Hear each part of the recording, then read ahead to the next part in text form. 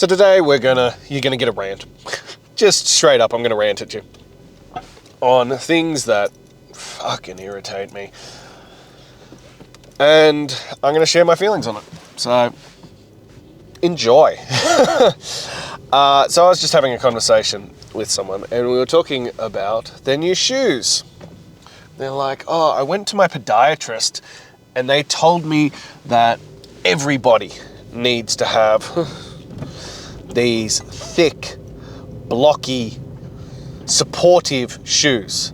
And I was like, fucking incorrect. That is the worst thing you can do. And I've had an issue with podiatrists and this recommendation of these shoes for years.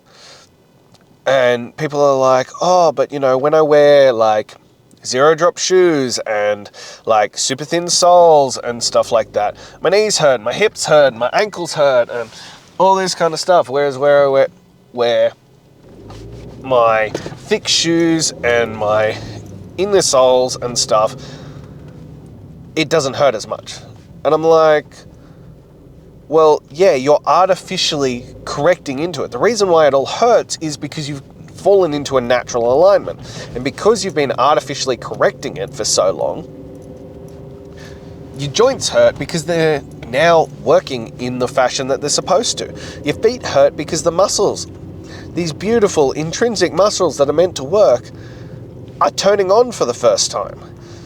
You're finally stepping into like trying to create normal, correct alignment through it. And I'm not saying it is an easy transition, and it, depending on how bad it is, should be a slow transition.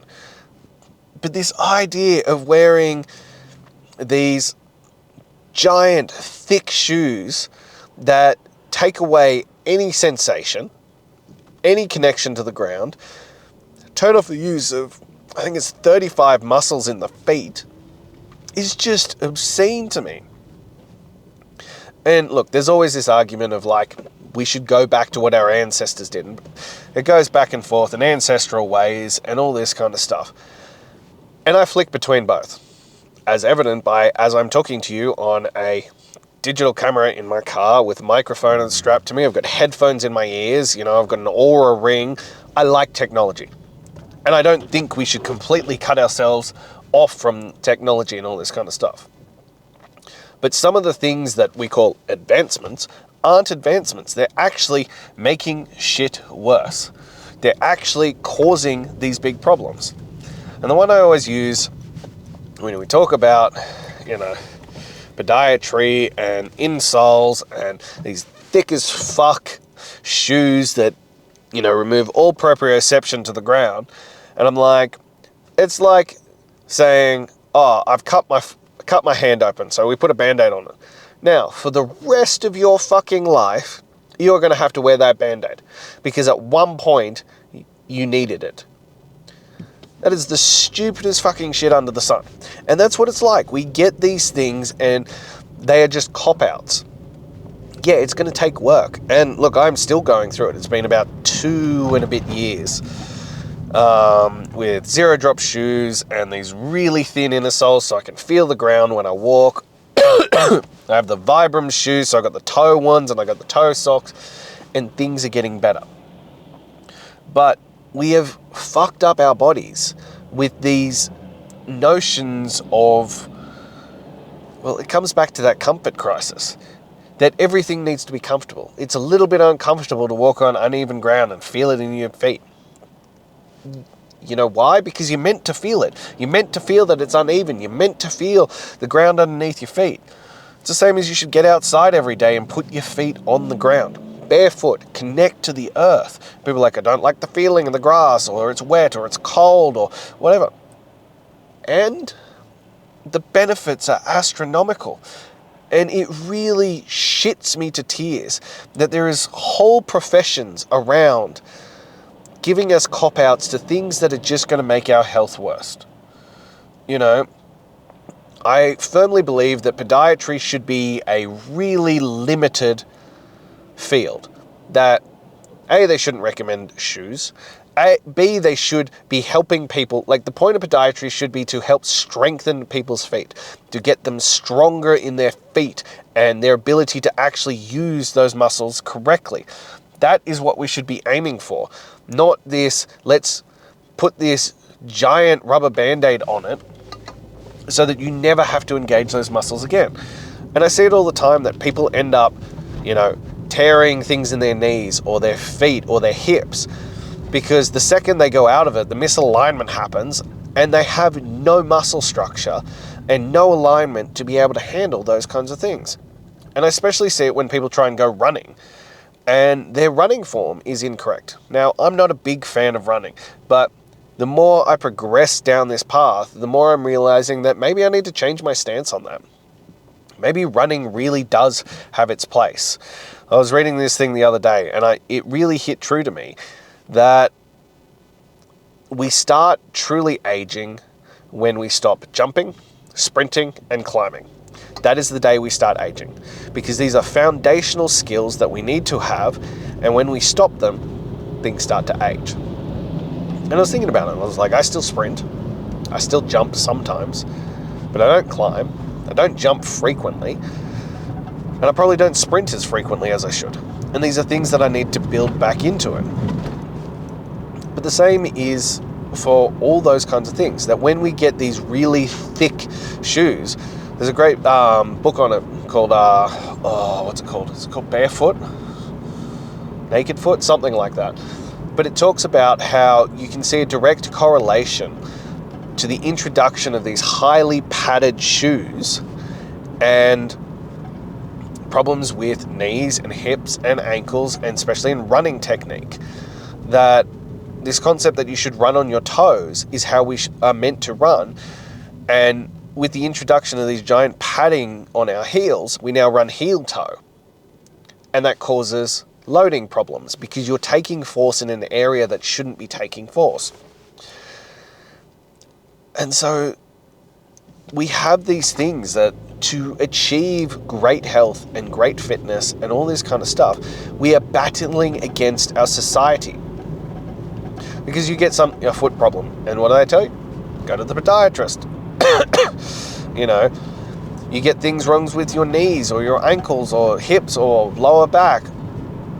And instead of seeing someone who's going to create corrective movements and teach you how to function properly, what they do instead is send you to a doctor. I tore my ACL and my meniscus in a basketball game. And I went to a physio and they're like, here's what we think. But to get the imaging, I had to go see a doctor. And the doctor had no fucking clue. He had no idea what was going on. But these are the hoops that I have to jump through. I have to go see someone who has no fucking idea about what issue I'm trying to correct to see it. And they were trying to prescribe me pain pills. I was like, I don't want fucking pain pills. I just want to start the process of rehabbing this. And then the next step was they're like, oh, you should go see a surgeon. I was like, I'm not getting fucking surgery on my knee. I can rehab it the correct way. And I did, successfully. My knee is now stronger than ever. And it's these kinds of things that we place faith and give power to professions that shouldn't have it, that we have drifted so far away from health and fitness and looking after ourselves that we look for cop-outs on it. It's like, for whatever reason, a doctor has more say on nutrition than I do. Or even over a nutritionist or a dietitian. And I'm like, that is fucking mind-boggling to me. That someone who, at most, would spend 20 hours in their life, considering how much time they've spent in university and learning and higher education, maybe they've spent 20 hours on nutrition. Maybe. And generally they have no idea. They have zero concept of them, especially if they're a GP, and then especially if they've specialized in areas not related to those things.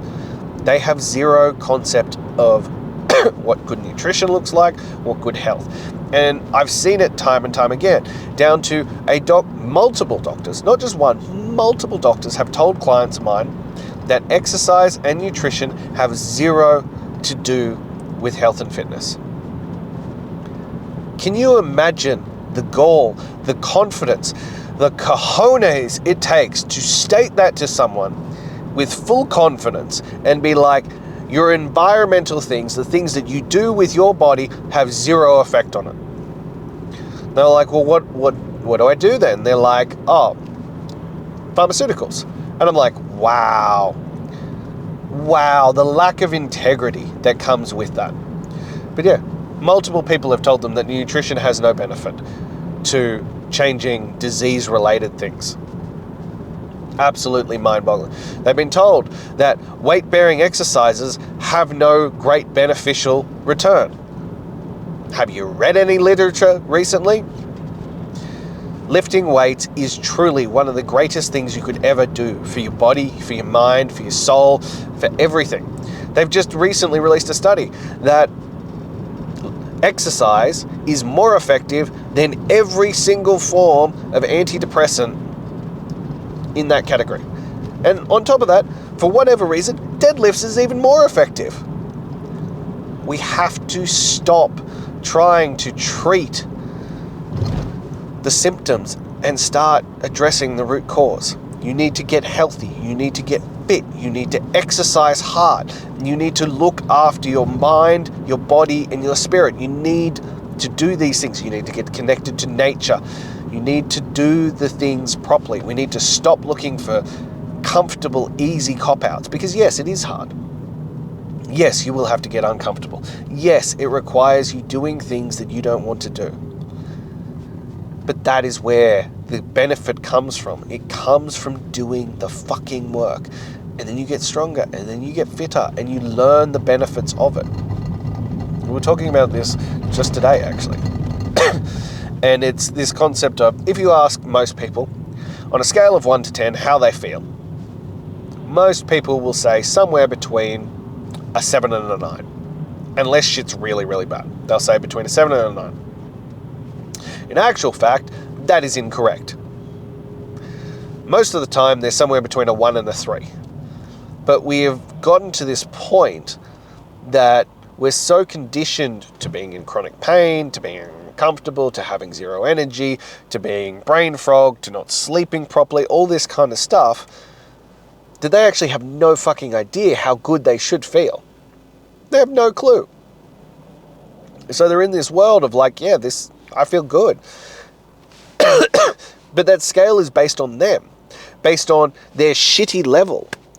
Whereas, they might go, on their scale, would reach a 4, and they'd be like, I feel amazing. And we're like, we're not even halfway. We need to get you to a 10. You should wake up in the morning and feel good. You should wake up in the morning and have energy. You should wake up and be ready to rock the day, take on any challenges. Are there still going to be days that you don't? Yeah, absolutely. You are still going to get sick. You are still going to have days where the body hurts from the exercise that you did the previous day. There are going to be days where you just rocked it too hard and you push yourself. And that's okay. But the majority of the time, you should wake up and feel fucking energized and ready to go for the day. The fact that we don't is part of the problem. The fact that we have reached this point that you should, sitting all day and doing nothing is just the societal norm, is not an acceptable level. We should be out there doing stuff. We should be out there exercising, taking on adventures, doing things every single day. And look, I understand that that is not always possible, that we've been built into a societal trap that many of us sit at a desk all day. But what about the other hours? Go for that walk. Exercise, lift some weights. Do fun things with your family that involve movement. Take your kids to the park and climb on shit. Run around with them. Get them on the bikes and ride bikes with them. Whatever the fuck it is. Get out and do shit. But this constant need to basically remove any effort that is required to deal with the situation is just mind-boggling. There are going to be situations that require effort. As I said, having good, healthy feet. Your toes should spread. They should be in a wide toe box. You should be connected to the ground. And it's going to take time. And yeah, it's probably going to hurt. My feet still hurt sometimes when I push it too much and those muscles are getting back to being worked properly. That's okay. That is part of the process. We need to get away from this concept that discomfort is a negative thing. No, it's just a signal that lets you know that something is going on. And then over time, you learn to judge how much of that discomfort is progressing into pain and that needs to be addressed, or is it just discomfort because you're getting used to it? Whenever we make changes, there's going to be discomfort. When we start a new exercise program, there's going to be discomfort. When we start making changes towards a better life, there is going to be discomfort. Discomfort is the price of reaching a better standard. And it should be, in all honesty, something that should be sought out. Because if there isn't some level of discomfort in the things that you are doing, it means you are playing small and you are staying within your lane. And there is nothing to be gained from that. There is so much more in you. There is so much more that you could achieve if you just pushed yourself outside your comfort zone. You pushed yourself forward to do the work, to do what was required. And that's where we need to get to. So take off your big fucking clunky shoes that make you look like, I don't even know, like some goth with their platform shoes. Get into some zero drop shoes. Get into barefoot. Walk around the house and outside in bare feet as much as humanly possible. Get connected to the ground. You'll be shocked at how much better your world gets. And yes, it'll be uncomfortable at first, but start connecting to that. Start pushing yourself. Start getting uncomfortable to push yourself into the higher level. It is what we were called to do. It is what we were meant to do. We are meant to be part of nature. We are meant to be connected. There is a reason why our ancestors lived that way. And I'm not saying that we need to give up everything. I'm not going to give up all my technology. I'm still going to come to you every day through this. I'm going to still use my Oura Ring to track other metrics. I like that kind of technology. But we need to start evaluating if the things that we are utilizing are actually improving our life or being detrimental to our life. We need to look at the flow-on effect, because often when you put a Band-Aid on, for example, your foot, like big fat fucking clunky shoes or orthotics or anything like that, there are going to be more problems up the track. Normally that's when people get knee injuries or hip injuries or their lower back hurts or things like this, because you've basically clogged a part of the chain. You need to allow the chain to work properly, and then you need to start correcting it. You need to get stronger and start correcting the chain in the correct fashion. Don't know where to start? Hey look, hire a coach. Hey look, here's a coach who knows how to do it.